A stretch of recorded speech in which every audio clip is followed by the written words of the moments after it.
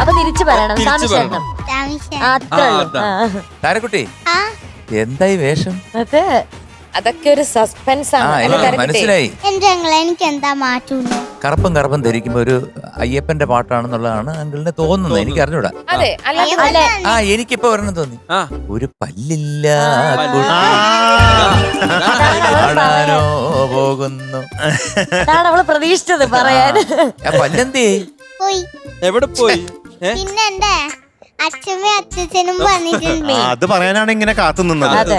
അപ്പൊ ശരി. അപ്പൊ ഏത് പാട്ടാ പാടുന്നേ? എൻജിങ്ങളുടെ പാട്ട്. എൻജിങ്ങൾ എന്ന് ഓർത്ത് നോക്കി ഏതായിരിക്കും പാട്ട്? അയ്യോ, അങ്ങനെയൊക്കെ പറയാൻ പറ്റുമോ മോളെ? ഒരു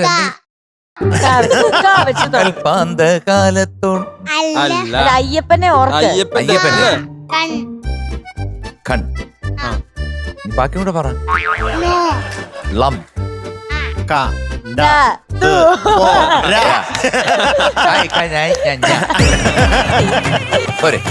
കണ്ണോളം കണ്ടത് പോരാ, കാതോളം കേട്ടത് പോരാ. അതുതാനാ നീ പാടപ്പുറത്. ഡീറ്റെയിൽസ് അറിയാമോ? എഴുതിയത് രമേശൻ നായർ സാർ, മ്യൂസിക് ചെയ്തത് എം ജി സാർ, പാടിയത് എം ജി സാർ. എല്ലാം ഞാൻ തന്നെ. ഓക്കെ, കേട്ടോണ്ടിരിക്കുന്നത് മോളെ നല്ലൊരു പാട്ടാണ് കണ്ണോളം കണ്ടതുപോലെ. നല്ല രസമുള്ളൊരു പാട്ടാണ്. എല്ലാവർക്കും, ലോകം മുഴുവൻ എല്ലാവർക്കും ഈ പാട്ട് അയ്യപ്പ ഭക്തന്മാർക്ക്. ഞാൻ ഈ അടുത്തൂടെ ഒരു റീൽസിൽ ഒരു പയ്യൻ പാടിയപ്പോ ഞാൻ സാറിനെ കാണിച്ചു. സാർ ഈ പാട്ട് എപ്പോഴെങ്കിലും ഒന്ന് രണ്ടുപേരും പാടാവോ? എനിക്ക് ഭയങ്കര ഇഷ്ടപ്പെട്ടു. അത് തന്നെ ഇന്ന് പാടാനും പോവാ. മോളെ all the best. All the best. All the best.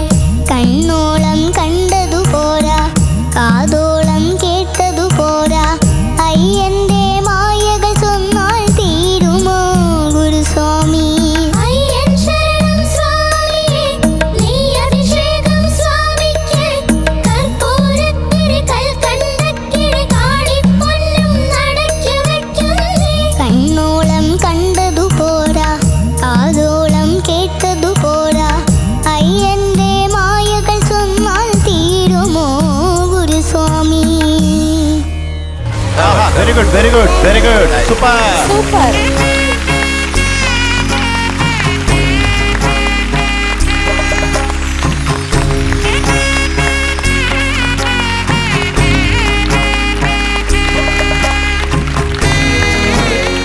താരക്കുട്ടി, എനിക്ക് ഒരുപാട് ഓർമ്മകൾ സമ്മാനിച്ചപ്പോഴ് മോള് നന്നായിട്ട് പാടി കേട്ടോ.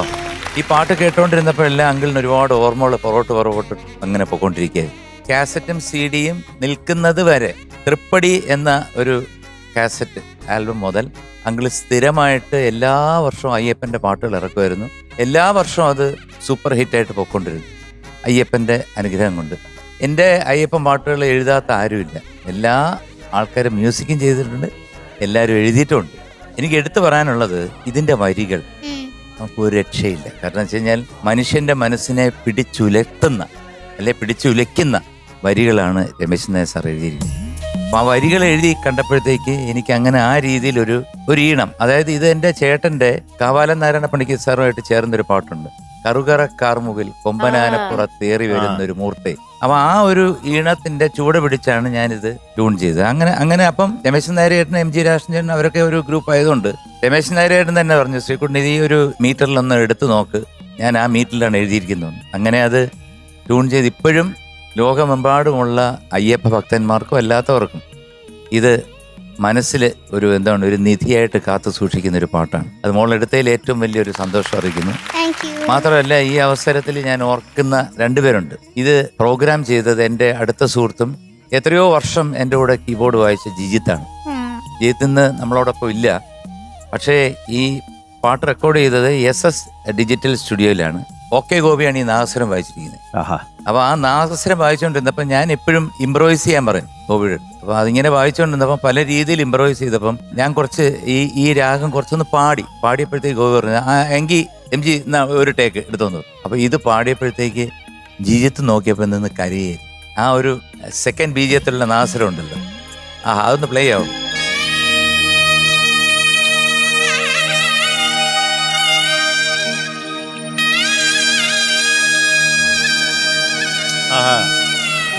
അത് കേട്ടപ്പോഴ് സത്യം പറഞ്ഞു കഴിഞ്ഞാല് നമ്മൾ ആരുമല്ല എന്ന് ആ നാഗസ്വരം, ആ ബിറ്റ് നമ്മളെ അറിയിക്കും. അതുകൊണ്ട് നമുക്കെല്ലാം ആ സർവശക്തനെ ആരാധിക്കാം, പ്രാർത്ഥിക്കാം. നമ്മൾ നന്നായിട്ട് പാടി. മോടെ പ്രശ്നം എന്ന് പറഞ്ഞാൽ രാഗഭാവം, അതായത് കണ്ണോളം കണ്ടതുപോരാ, കാതോളം കേട്ടതുപോരാ, അയ്യന്റെ മായകൾ ചൊന്നാൽ തീരുമോ ഗുരുസ്വാമി. അവിടെ ഒരു വെട്ടാണ്, തീരുമോ ഗുരുസ്വാമി. മോക്ക ആ ഫ്ലോ വരണം. അതുപോലെ തന്നെ താരാരി താരാരാ താരരാരി അയ്യപ്പൻ താരീരി താരാരി. അവിടെ ഉണ്ട് ആ കട്ടിങ്സ്. അങ്ങനെ വന്നാലേ ഈ ഭാവം കൂടെ വന്നാലേ ഈ പാട്ടിന്റെ ഫീല് ഫുള്ളായിട്ട് വരത്തുള്ളൂ. മോള് മാക്സിമം ശ്രമിച്ചിട്ടുണ്ട്, നന്നായിട്ട് പാടി കേട്ടോ. All the best. താരക്കുട്ടി, ഉഗ്രനായിട്ട് പാടിട്ടോ, നന്നായിട്ട് പാടി. ശ്രീകുട്ടനകളാണ് ഇത് സംഗീതം ചെയ്ത് പാടിയത്. കറക്റ്റ് ആയിട്ട് എല്ലാ കാര്യങ്ങളും പറഞ്ഞു തന്നു. അതിന്റെ രാഗഭാവം വേണം, പിന്നെ സംഗതികളുടെ പെർഫെക്ഷൻ വേണം. ഇത് പറഞ്ഞപ്പോഴാണ് ഈ പാട്ടിന്റെ ചുവട് പിടിച്ച് എനിക്ക് തോന്നുന്നത് ഇത് ശ്രീകുട്ടനേട്ടൻ സംഗീതം ചെയ്തതാണ്. ഏകദേശം ഇതേപോലെ തന്നെയുള്ള ഒരു പാട്ട് ഞാനും അയ്യപ്പന്റെ പാട്ട് പാടി. അത് KM ഉദയൻചേട്ടനാണ് സംഗീതം ചെയ്തത്. രമേശ് ചേട്ടന്റെ തന്നെ വരികളാണ്. ആകാശം പാടി നിറയ്ക്ക് അയ്യപ്പന്റെ പൂപ്പാട്ട്, മാളോരും പാടിയുറക്കും മണികണ്ഠത്താരാട്ട്. ആകാശം പാടി നിറയ്ക്ക് അയ്യപ്പന്റെ പൂപ്പാട്ട്, മാളോരും പാടിയുറക്കും മണികണ്ഠത്താരാട്ട്. പമ്പയിൽ തുയിലുണർത്ത് പന്തളത്തെ പാൽപ്പാട്ട്, പാണ്ടി മലയാളമെല്ലാം പാടിക്കും തേൻപാട്ട്. ആകാശം പാടി നിറയ്ക്ക് അയ്യപ്പന്റെ പൂപ്പാട്ട്, മാളോരും പാടിയുറക്കും മണികണ്ഠത്താരാട്ട്. അപ്പൊ എന്തായാലും കാലയ്ക്ക് നന്നായിട്ട് പാടി. God bless you. ഡിവോഷണയുടെ 2 രാജാക്കന്മാരുടെ അപ്പുറം ഇപ്പുറമാണ് ഞാൻ ഇരിക്കുന്നത്. അല്ല, ഇത്രയും വരില്ല. പ്രത്യേകിച്ച് MG സാറ് അത് രാജാവ്. രാജാവ് എന്റെ മനസ്സിൽ വന്നതേ ഈ മലയ്ക്ക് പോകുന്ന സീസണിൽ നമ്മൾ ഈ അടുത്ത് വീഡിയോ കാണിച്ചതാ. ശബരിമല പോകാനുള്ള പ്രചോദനം എന്താന്ന് ചിലർ പറയാ അതാണ് ഇതാണ്, ചിലർ പറഞ്ഞു MG ശ്രീകുമാർ എന്ന് പറഞ്ഞു. കാരണം അയ്യപ്പ ഭക്തി ഗാനങ്ങൾ അവർ ജനിച്ചപ്പോ തൊട്ട് ഇങ്ങനെ കേട്ട് പിന്നെ അവർ പോകുന്ന ബസ്സിലും വണ്ടിയിലും ഓട്ടോയിലും പിന്നെ പോകുന്ന വഴിക്കും പിന്നെ അവിടെ ചെന്നാലും അങ്ങനെ ദൈവത്തിങ്കിലോട്ട് ഭയങ്കര അടുപ്പിക്കുന്ന ഒരു രണ്ട് വ്യക്തികളാണ്. അത് നിസ്സാര കാര്യമല്ല. എന്തായാലും ഇത് ഡിവോഷണൽ റൗണ്ട് ഒരു ഭയങ്കര ഐശ്വര്യമാണ്. ഇവിടെ ഇരുന്ന് അറിയാണ്ട് കണ്ണു നിറഞ്ഞ് പ്രാർത്ഥിച്ചു പോയി. എല്ലാവിധ അനുഗ്രഹം അയ്യപ്പന്റെ ഉണ്ടാവട്ടെ കേട്ടോ. Thank you.